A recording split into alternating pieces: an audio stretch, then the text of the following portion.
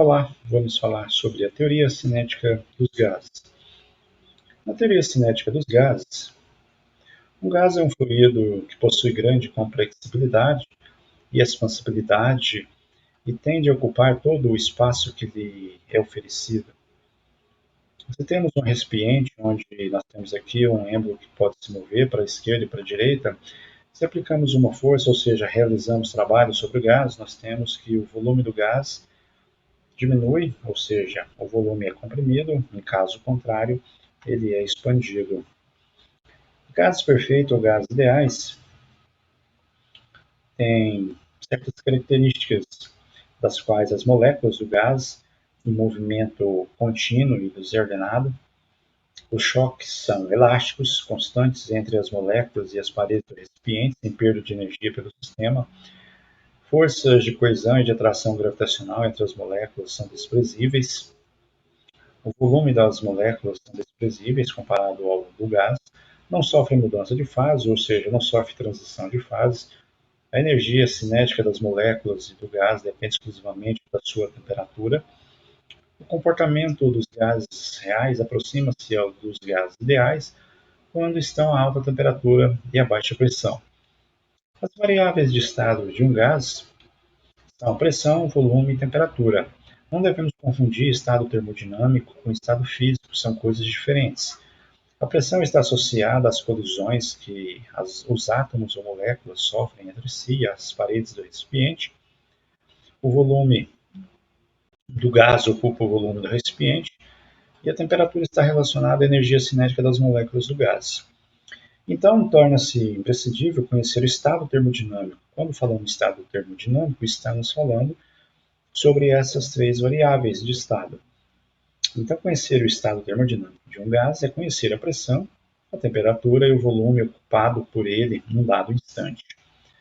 Equação de estado de um gás, conhecida como equação de Clapeyron.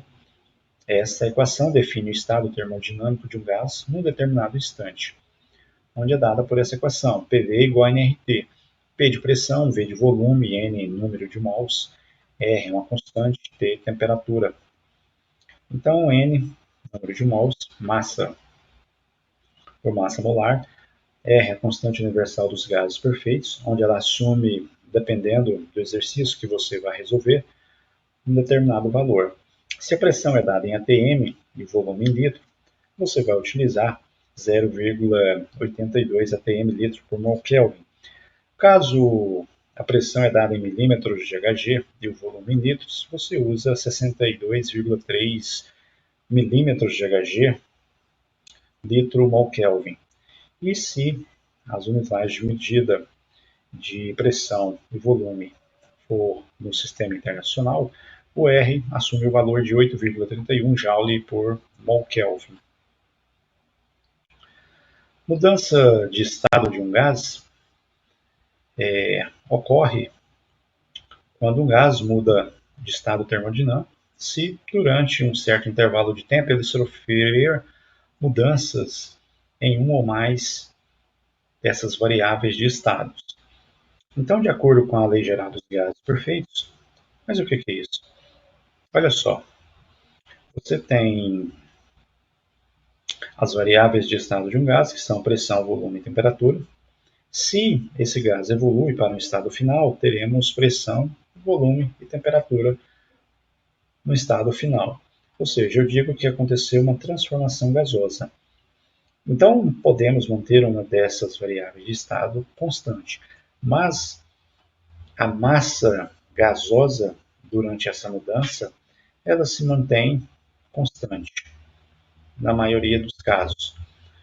Então, quando nós temos um certo estado, um certo gás, a um certo estado inicial, ele evolui para um certo estado final, ou seja, ocorre uma transformação gasosa. Então, nós temos essa equação geral dos gases, PI VI sobre TI, igual a PF VF sobre TF, onde PI pressão inicial, VI volume inicial, TI temperatura inicial, PF pressão final, VF volume final, TF temperatura final. Então, transformações gasosas, temos três equações, três transformações, uma que se chama isotérmica, a outra isobárica e uma isovolumétrica.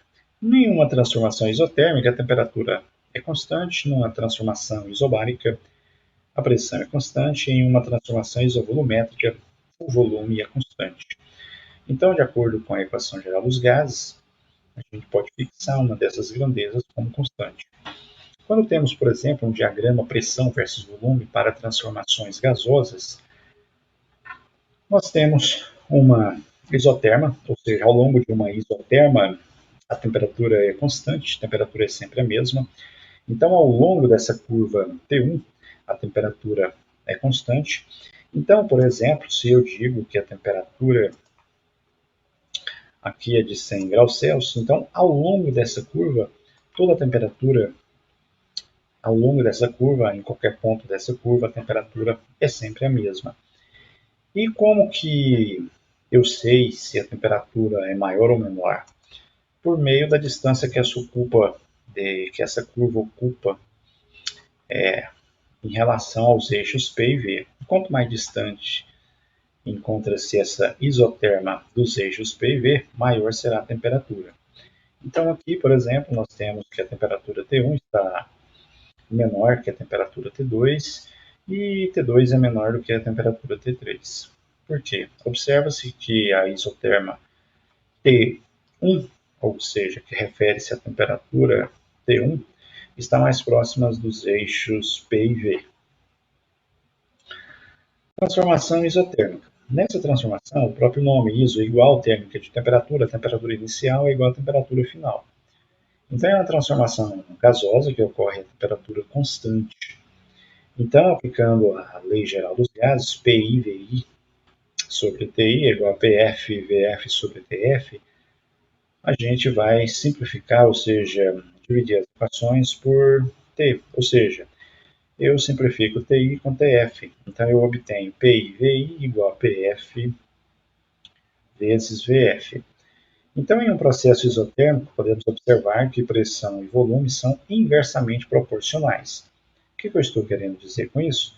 Estou dizendo que se a pressão aumenta, significa que o volume diminui. Então, P de pressão, V de volume, são grandezas inversamente proporcionais. Quando eu tenho um diagrama pressão versus volume para processos isotérmicos, nós temos o seguinte. Se eu tenho um gás no estado A e ele evolui para um estado B, então podemos observar o seguinte. Olha só. Então, podemos associar a esse estado um certo volume inicial e aqui uma certa pressão inicial. Então, esse gás evoluiu para o estado B, ou seja, para um volume final e, consequentemente, para uma pressão final. Percebe-se aqui o volume de V1 até V2, ele aumentou e a pressão diminuiu. Ok? Então aqui nós temos uma expansão isotérmica. Em uma transformação isobárica, iso igual bárico vem de pressão, a transformação gasosa que ocorre é a pressão constante, recebe esse nome. Então a pressão inicial é igual à pressão final. Aqui nós vamos simplificar a pressão inicial como pressão final. Então nós temos a conhecida lei de Charles, onde ela diz que em um processo isobárico o volume e a temperatura são diretamente proporcionais. O que eu estou dizendo com isso? Estou dizendo que se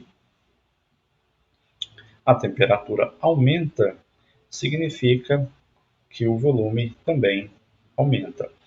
Então, aqui, se o volume aumenta, significa que a temperatura também aumenta. Quando eu tenho um diagrama pressão versus volume para processos isobáricos, ou seja, a pressão é constante, quando o gás evolui de um estado A para um estado B, podemos observar aqui o seguinte. Aqui eu tenho um certo volume inicial e aqui eu tenho um certo volume final. percebe-se que a pressão inicial é igual à pressão final. Então, eu tenho aqui uma reta paralela ao eixo dos volumes. Então, eu tenho aqui uma transformação isobárica. Uma transformação isovolumétrica ela ocorre a volume constante, ou seja, o volume inicial é igual ao volume final. Então, substituindo essa condição na lei geral dos gases, nós podemos simplificar o volume. Nós temos a lei de Charles, onde em um processo isovolumétrico, temperatura e pressão são diretamente proporcionais. Ou seja, se a pressão aumenta, significa também que a temperatura aumenta.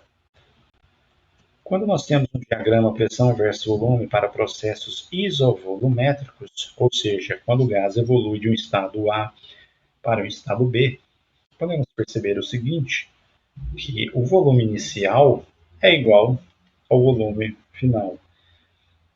O que aconteceu aqui? Você tem aqui uma pressão inicial e aqui uma certa pressão final, ok? Podemos perceber que a pressão aumentou, o volume permaneceu constante e aqui nós temos a nossa isoterma T1, isoterma T2 e isoterma T3. Então, o que aconteceu? Do estado A para o estado B, a temperatura aumentou, o volume permaneceu constante e a pressão também aumentou. Agora nós vamos resolver um exercício, onde esse exercício diz o seguinte, que um gás perfeito se encontra em um cilindro metálico, onde nós temos um pistão que pode variar o seu volume interno, onde a pressão inicial, então a pressão, vamos tirar os dados do exercício, a pressão inicial é de 9 atmosferas e ocupa um volume, o volume inicial é de 4 litros. Esse gás sofre uma expansão, esse gás sofre uma transformação isotérmica. O que significa isso? Iso de igual temperatura constante, ou seja, a temperatura inicial é igual à temperatura final. E o volume ocupado passa a ser de 12 litros. Então, nós temos aqui um volume de 12 litros. Então, a pergunta é qual o valor da nova pressão? Então, está pedindo a pressão final. Bem, lembremos da equação geral dos gases, PI/VI sobre TI é igual a PF, VF sobre TF. Então, nós podemos simplificar aqui quem? Temperatura inicial com temperatura final. A pressão inicial é de 9 atm. Eu vou colocar a unidade de medida aqui. O volume inicial é são de 4 litros. Pressão final é o que está pedindo o exercício, PF. Volume final, 12 litros. Então, eu posso simplificar litro com litro, vai embora. 9 vezes 4, 36, sobre aqui ATM, igual a P. Então, quem está multiplicando a nossa incógnita passa dividindo, então eu tenho 36 ATM dividido por 12. Então, eu tenho aqui 36 por 12, então simplesmente 3 ATM, 3 atmosferas. Então, a pressão que está pedindo no exercício são de 3 atmosferas. Podemos observar o seguinte, a pressão inicial de 9 atm, a pressão aumentou, diminuiu. Então, nós temos aqui que a pressão diminuiu, ok? E o volume era de 4 litros para 12, então o volume aumentou, ok? Então é isso. O que significa isso? Que pressão e volume são grandezas, nesse caso, inversamente proporcionais. O próximo exercício diz que um cilindro com paredes rígidas apresenta um êmbolo que pode se mover sem atrito e sem a perda de gás. O cilindro contém certa quantidade de gás ideal, a temperatura de 27 graus Celsius, Então, a temperatura aqui ela está na escala Celsius. Lembrem-se como se transforma de Celsius para Kelvin. Então, o que nós vamos pegar e fazer? Nós vamos simplesmente... deixa eu apagar aqui.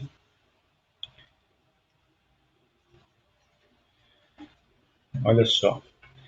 Lembrem da equaçãozinha para transformar de Kelvin para Celsius? Então, a temperatura absoluta é igual à temperatura na escala Celsius mais 273. O que eu vou fazer aqui? Eu vou pegar essa temperatura na escala Celsius, que é de 27 graus Celsius, e somar mais 273. Então, isso é igual a 300 Kelvin. Então, o que eu vou fazer com isso? Olha só. E aqui fala que o volume inicial é de 900 centímetros cúbicos. A pergunta é, qual a temperatura em que o gás deve ser aquecido para que o volume ocupado seja de 1.800 centímetros cúbicos? Então, está pedindo qual a temperatura final para que o gás ocupe um volume final de 1.800 centímetros cúbicos. Então, sabemos que a pressão inicial vezes o volume inicial sobre temperatura inicial é igual à pressão final, volume final sobre temperatura final.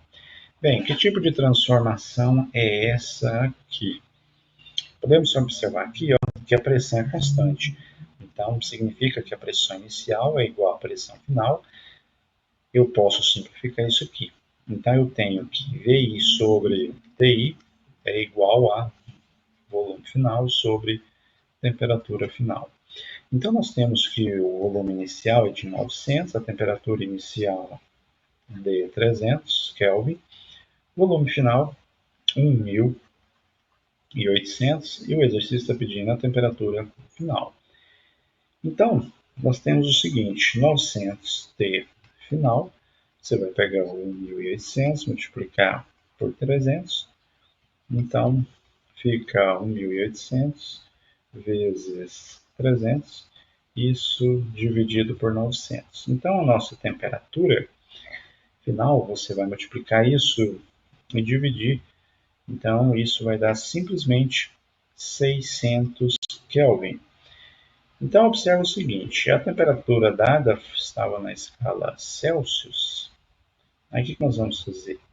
Nós vamos voltar ela para a escala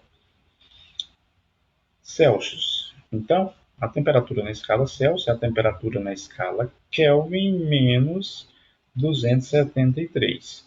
Então, vamos pegar 600 menos 273. Então, a temperatura determinada na escala Celsius é simplesmente 327 graus Celsius. Ok? Nós temos aqui um próximo exercício, onde diz que certa porção de gás perfeita encontra-se em um cilindro de volume variável, onde a pressão inicial é de 1 atm e a temperatura inicial é de 200 Kelvin, ocupa um volume inicial de 10 litros, ele eleva-se a pressão dessa amostra para a pressão final de 3 atm e a temperatura para simplesmente 900 Kelvin. Aí a perguntinha, qual o volume final? Observa-se que ninguém aqui é constante. Então eu tenho o seguinte, que a pressão inicial, o volume inicial sobre a temperatura inicial é igual à pressão final, volume final sobre a temperatura final. Então nós temos aqui que a pressão inicial vale 1, volume 10, a temperatura inicial 200, a pressão final 3, o volume não sabemos, a temperatura final vale simplesmente 900. Aqui nós vamos multiplicar cruzado.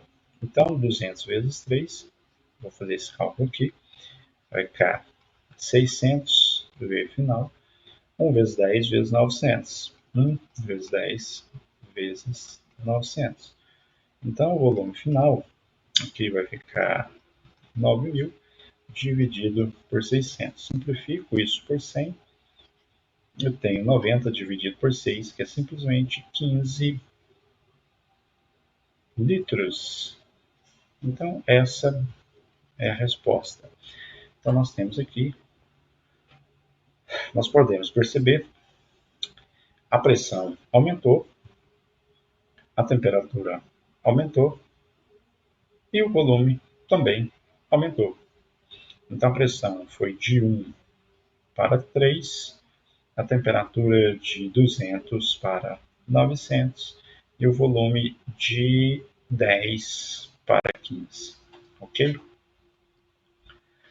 Mais um exercício onde diz que uma amostra de oxigênio de massa 60 gramas, 64,0 gramas, a temperatura de 27, então eu já vou pegar a temperatura na escala Celsius e somar 273,15, não, 0,15 é que tá meio chato, né, gente? Então, 27 mais 273. Então, a temperatura na escala Celsius, isso na escala Kelvin, equivale a 300 Kelvin. O volume inicial,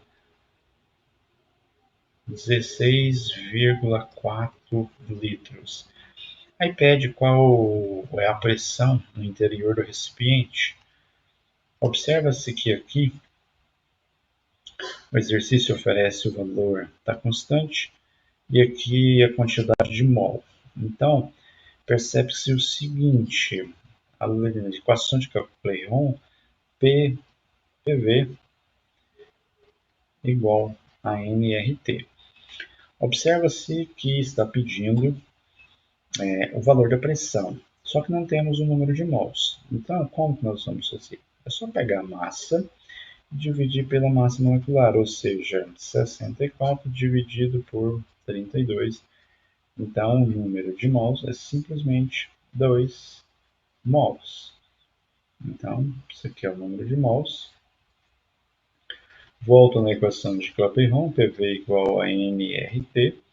Está pedindo a pressão, o número de mols é 2, o valor da constante já está anotado ali em cima, 0,082, a temperatura nós determinamos 300 Kelvin dividido pelo volume, o volume 16,4. Então, multiplicando isso e dividindo, nós determinamos que o valor da pressão procurada é simplesmente 3 atm. Então é isso, a nossa aula de hoje e até mais.